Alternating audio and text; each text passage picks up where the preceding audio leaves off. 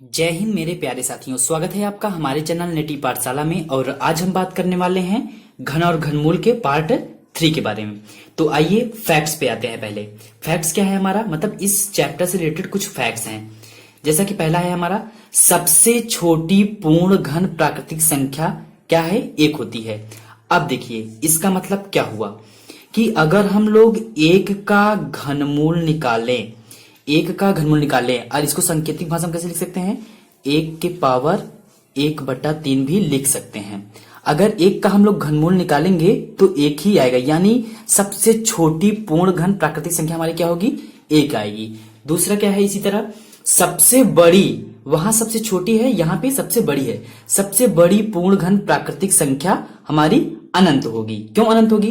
क्योंकि संख्याएं अनंत होती हैं, हम बता नहीं सकते हैं कि लास्ट वाली ऐसी कौन संख्या होगी जो पूर्ण घन होगी। अब आइए हम लोग बात करते हैं टाइप पे। यहाँ पे नॉर्मली हम लोग 8 टाइपों के बारे में चर्चा करने वाले हैं, लेकिन उससे पहले जो इंपॉर्टेंट चीज ये है एक कि पूर्ण घन प्राकृतिक संख्या, यानी यहाँ पे भी पूर्ण घन प्राकृतिक संख्या है, यहाँ भी पूर्ण घन प्राकृतिक संख्या है।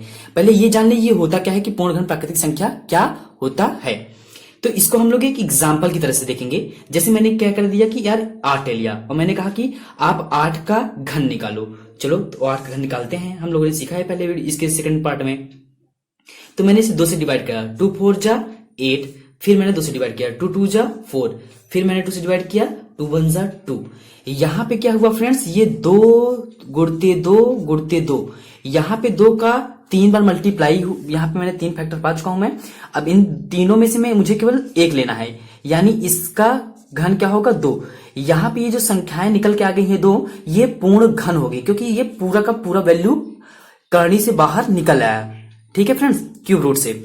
अब इसी तरह अगर हम मान लो मैं अगर 24 लिया होता और कह देता कि 24 का घनमूल निकालिए, तो चलिए मैं काट रहा हूं 2 से काटा तो 12 पे गया, फिर 2 से काटा तो 6 पे गया, फिर 2 से काटा तो 3 पे गया, और फिर अब ये 3 से कटेगा, 3 1 जा 3। तो इसका क्या पेयर बनेगा फ्रेंड्स, 2 इंटू 2 इंटू 2 इंटू 3। यहां पे हम लोग देख रहे हैं फ्रेंड्स कि 2 का पेयर तो 3 बार 3 जोड़ा बन गया, लेकिन 3 का नहीं बन पा रहा है। तो इसको कैसे लिखेंगे, यहां पे मैं इसको इसीलिए समझाना चाहता था फ्रेंड्स कि पूर्ण घन प्राकृतिक संख्या और जो पूर्ण घन प्राकृतिक संख्या ना हो तो कैसे लिखा जाता है। यहां पे पूर्ण मिल गया तो 2 बाहर निकाल लिए, यहां पे देख रहे हैं हम कि 2 तो बाहर निकल आएगा करने के बाहर, तो हम लोगों ने 2 लिख दिया, लेकिन ये 3 का पेयर नहीं बन पाएगा। तो नहीं बन पाएगा तो इसे क्यूब रूट के अंदर आपको 3 लिख देना होगा। मतलब ये लिखने का फॉर्मेट में आपको सिखाना चाहता था, यही इसका आंसर होगा। तो आइए हम लोग अपने टाइपों पे चलते हैं। तो आइए देखते हैं। टाइप नंबर 1, वह छोटी से छोटी संख्या जिससे 1323 में गुणा करने पर गुणनफल पूर्ण घन हो जाए। तो सबसे पहले हमको इस 1323 का अभाज्य गुणनखंड करना पड़ेगा। ठीक है फ्रेंड्स, तो चलिए इसको करते हैं। तो ये फ्रेंड्स 2 से नहीं कटेगा क्योंकि इसके पीछे की संख्या विषम है, इसलिए 2 से नहीं कटेगा, ये 3 से कटने वाला है। जब इसे हम 3 से काटेंगे तो फ्रेंड्स आएगा 4 4 1। फिर इसे हम लोग 3 से काटेंगे, 3 से काटेंगे फ्रेंड्स तो आएगा 1 4 7।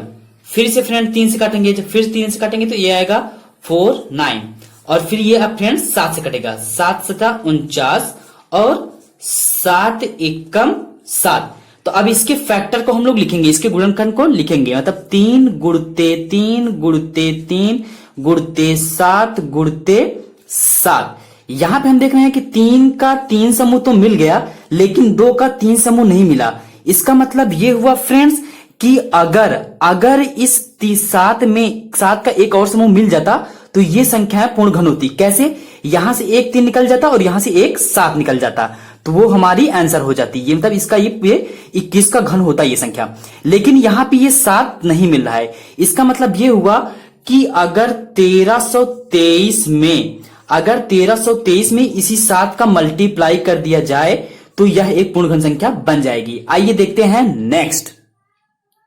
टाइप 2, वह छोटी से छोटी संख्या जिससे 1600 में भाग, पीछे वाले में यहां पे गुणा था फ्रेंड्स, यहां पे क्या हो गया है, भाग हो गया है। करने पर वहां पे गुणनफल था तो यहां पे क्या हो जाएगा, यहां पे भाग है तो यहां पे भागफल, वहां पे गुणा था तो गुणनफल था, भागफल पूर्ण घन हो जाए। इसका भी पहले हम लोग अभाज्य गुणनखंड करेंगे 1600 का।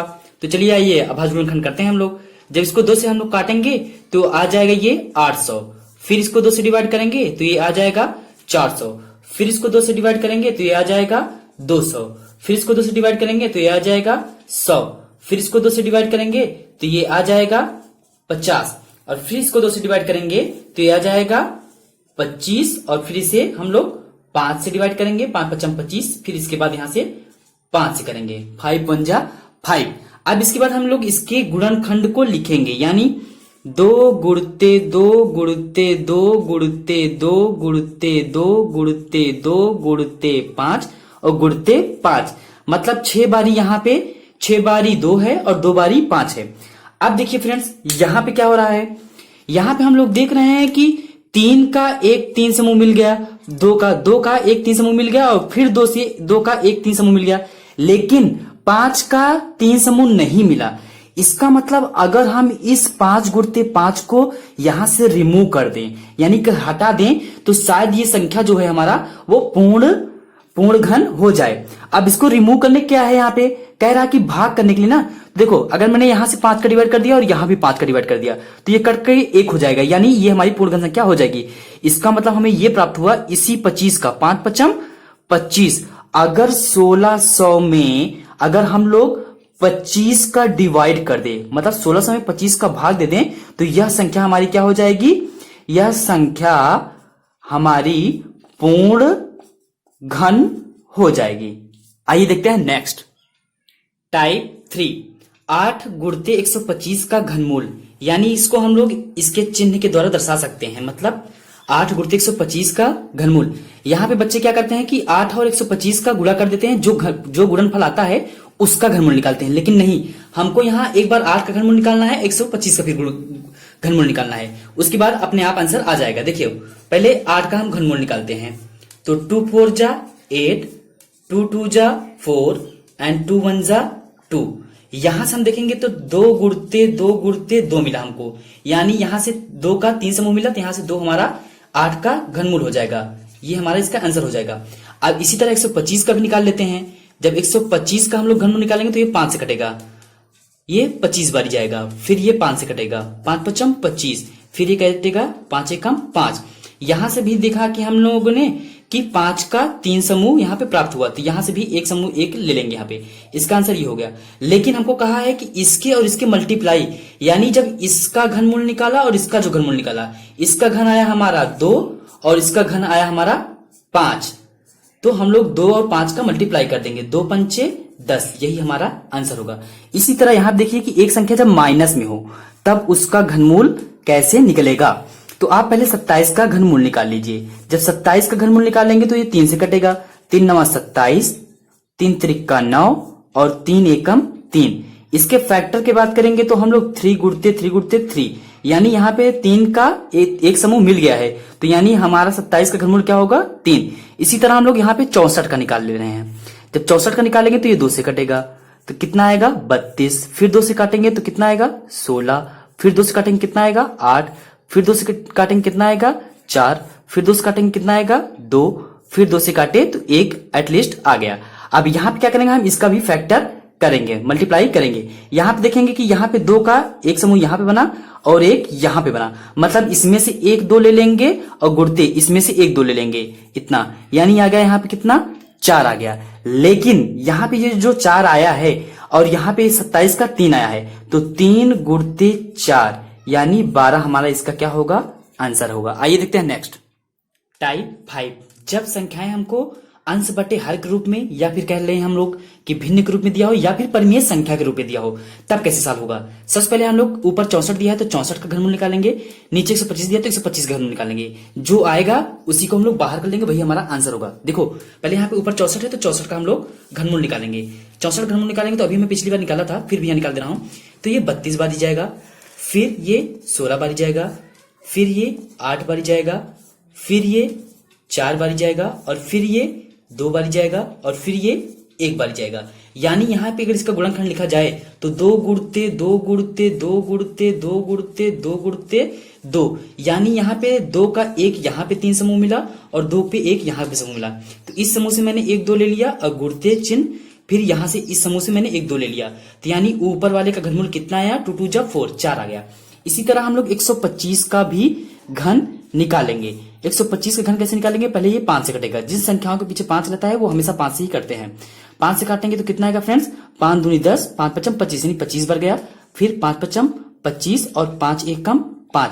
इसके गुणनखंड को लिखें तो 5 गुणते 5 गुणते 5, यानी यहां से 5 का 3 समूह मिल गया, एक समूह मिल गया, तो यहां से 5 निकल आएगा आंसर। लेकिन अब यहां पे अगर ऊपर वाले को हम लोगों ने निकाला तो कितना आया फ्रेंड्स, ऊपर वाले को निकाला तो हम लोगों ने 4 आया, 4 लिख लिए और बटा का नीचे निकाले 5, तो 4/5 इसका क्या हो जाएगा हमारा आंसर। आइए देखते हैं नेक्स्ट टाइप 6। टाइप 6 क्या है हमारा, यहाँ पे मिश्रित भिन्न के रूप में दिया है, तो हम पहले इसको अंश बटे हर के रूप में बदलेंगे। कैसे बदलेंगे, हम लोग इसका मल्टीप्लाई करते हैं, फिर मल्टीप्लाई करने पे जो आता है इसको फिर ऊपर वाले को हम लोग जोड़ देते हैं। मतलब 29 का जब मैं 1000 में मल्टीप्लाई करूंगा तो 29,000 हो जाएगा, और 29,000 में जब 791 जोड़ूंगा तो आ जाएगा हमारा 29,791, और बटे का जो नीचे रहता है वही हर में 1000। अब यानी कि हमको इसका घन निकालना है। ऊपर वाले का घन निकाल लीजिए और नीचे वाले का घन निकाल लीजिए। जब आप ऊपर वाले को घन निकालेंगे तो आएगा फ्रेंड्स 31, और नीचे वाले का घन निकालेंगे तो आएगा 10। एक तो ये सिंपली आंसर हो सकता है, लेकिन आप इसको ये भी कह सकते हैं कि 31 में 10 का डिवाइड जब कर देंगे तो आएगा 3.1।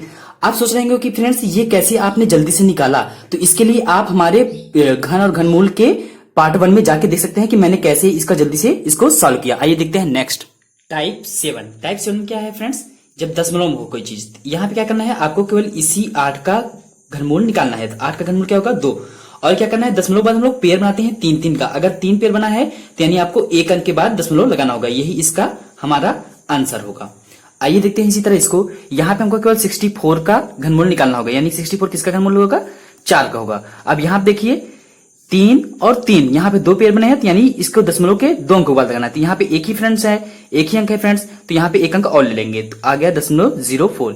ये हमारा इसका आंसर होगा। अब एक प्रश्न और बनता है कि अगर 0.1 का घनमूल पूछे तो क्या होगा फ्रेंड्स, 0.1 का घनमूल 1 ही होगा। अगर इसी तरह मैं कह दूं कि 0.00001 का घनमूल क्या होगा, तो आपको क्या करना है फ्रेंड्स, 0.1 इसका आंसर बताना है, क्योंकि यहाँ दशमलव बाद 3 लोग हैं और 1 का घनमूल 1, ये इसका आंसर होगा। धन्यवाद, तो मिलते हैं आपसे नेक्स्ट वीडियो में।